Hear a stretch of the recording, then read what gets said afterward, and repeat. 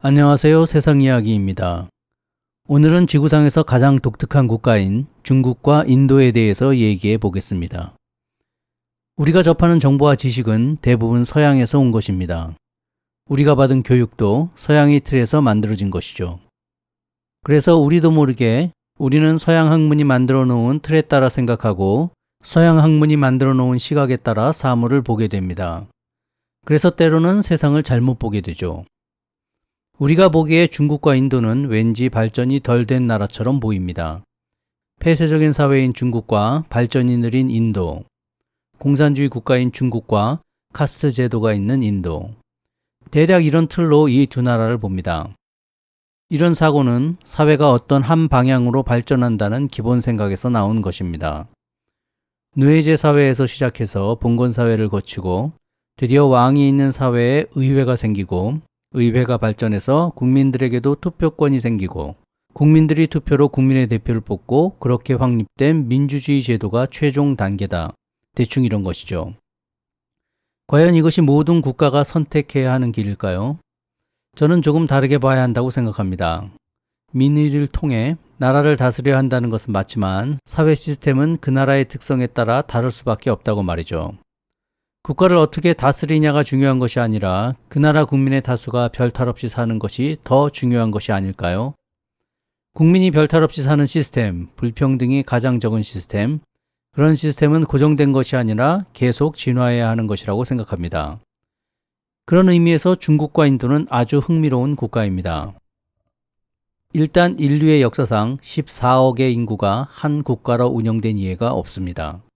아무리 큰 제국도 다른 나라를 점령하고 다스렸던 것이지 인도와 중국처럼 한 국가로 존재하며 국민들이 서로를 한 국가의 국민으로 인식한 국가는 없었습니다. 그러나 국가를 운영하는 방식은 중국과 인도가 판이하게 다릅니다.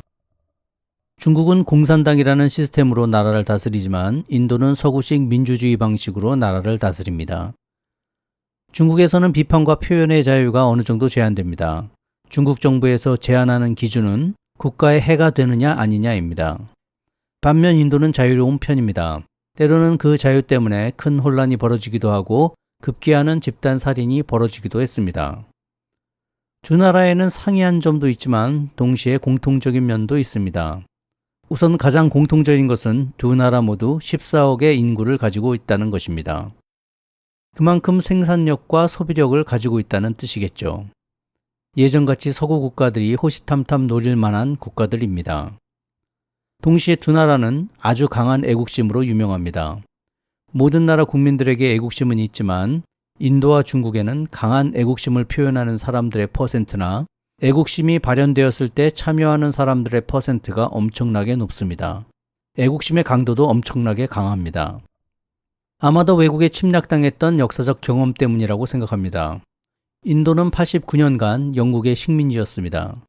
중국은 식민지가 된 적은 없었지만 여러 국가에 의해 침탈당하고 도시를 각 국가에게 넘겨줘야 했습니다. 그러나 중국은 끝까지 독립국가의 명맥을 유지했습니다.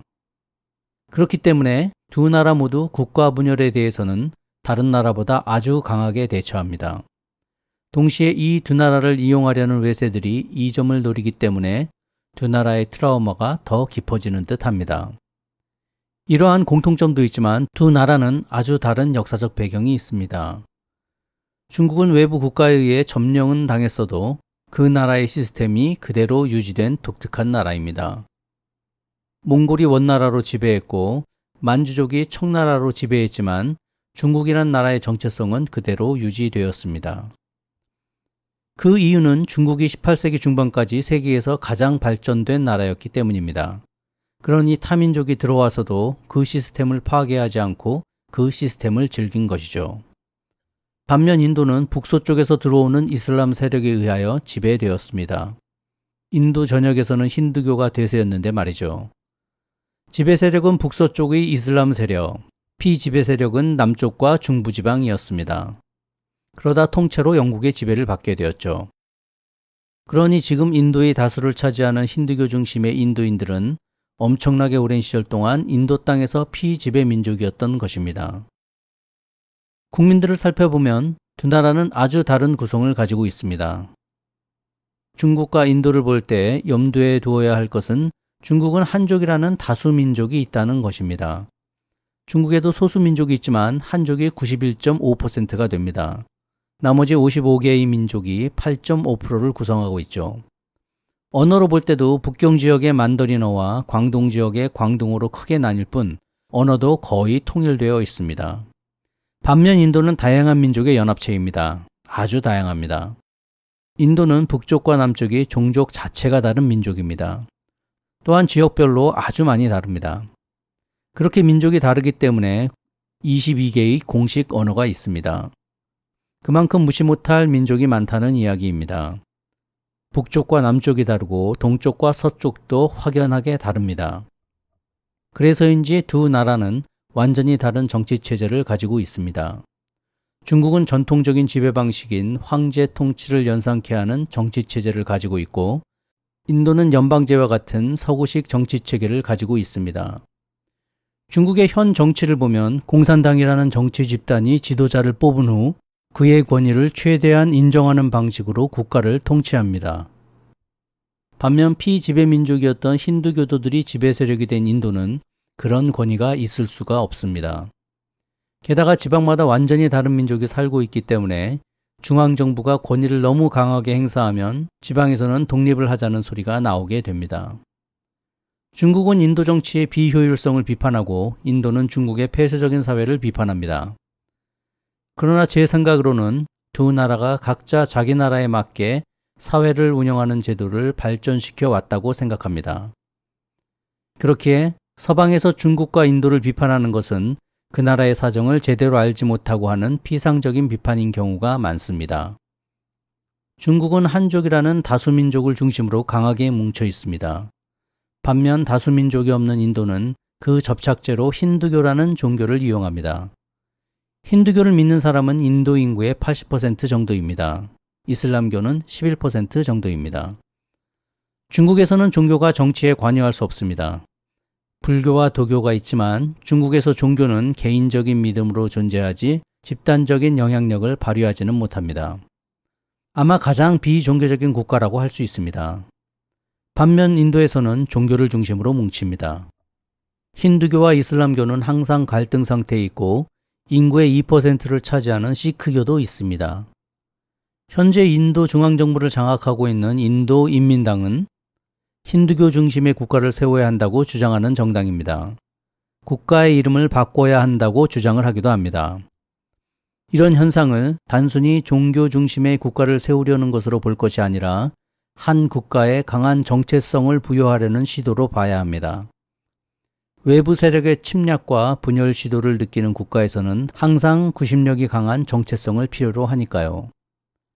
특이한 것은 현재 중국은 서방과 갈등을 겪고 있지만 인도는 서방의 구애를 적극적으로 받고 있다는 것입니다. 이것은 서방이 자신들의 실수를 만회하려는 시도입니다. 서방은 중국의 저렴한 노동력을 이용해서 거대한 이익을 챙기려고 했습니다. 중국을 얕보고 이용하려고 했는데 중국은 빠른 시간 내에 그들의 경쟁력을 위협하는 국가로 성장한 것이죠. 그래서 서방은 이제 인도의 저렴한 노동력을 이용하고 산업시설을 인도에 세우고 인도와 중국과의 갈등을 이용해서 중국을 견제하려고 합니다. 이 전략이 성공할지 실패할지에 대해서는 많은 전문가들이 인도의 사회 시스템이 그런 수준에 도달하려면 많은 시간이 필요할 것이라고 진단합니다. 여기서 한 가지 성향을 살펴보려고 합니다. 중국인들의 성향과 인도인들의 성향입니다. 혹시 여러분들은 외국에 가서 인디안타운을 보신 적이 있으신지요? 세계 여행을 하다 보면 차이나타운을 곳곳에서 보게 됩니다. 코리안타운도 있습니다. 우리나라 사람들이 많이 있는 곳에는 항상 코리안타운이 있습니다. 그런데 인디안타운은 거의 없습니다. 재패니스타운이 없는 것과 비슷합니다. 이것은 과연 무엇을 의미할까요? 이 말은 인도인들이 외국에 갔을 때 그 나라의 시스템에 융합하는 반면 중국인들은 자신들의 정체성을 유지한다는 뜻입니다. 중국인들은 외국에서 성공을 해도 언젠가는 중국으로 돌아가거나 고국으로 돌아갈 마음이 있는 반면 인도인들은 그 나라에 정착하고 그 나라 사람으로 살아간다는 것입니다.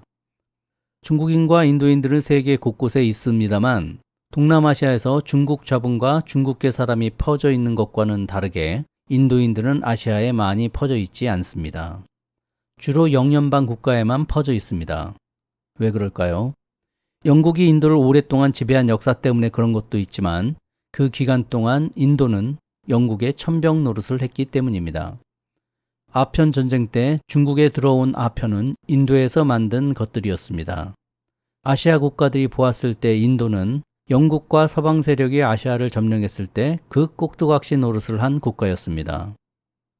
현재 벌어지고 있는 팔레스타인과 이스라엘의 전쟁에서 중국은 중립을 지키지만 팔레스타인의 우호적인 입장인 반면 인도는 서방과 함께 이스라엘을 지지하고 있습니다. 이것이 중국과 인도의 차이이며 두 나라 갈등의 근본 원인일 것입니다. 이렇듯 중국과 인도는 아주 흥미로운 나라입니다.